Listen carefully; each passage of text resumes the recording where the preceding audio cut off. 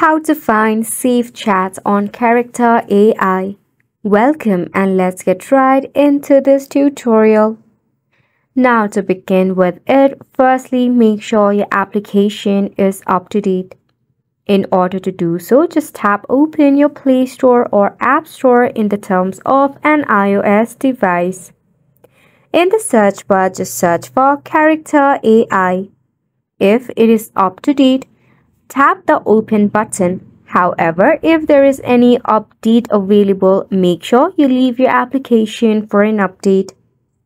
Then tap on the open button. If you have not logged in into your app, make sure to log in as well. To find your saved chats, all you have to do is select on the chat button. From here, tap on the character to check out any of the saved chats. Then, click on the character name. At the bottom, you should find the option View Saved Chats. Just click on it. After which, you will find all of the saved chats right here.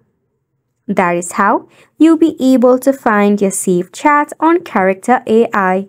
And it's a wrap for the video as well. Thank you so much for tuning in.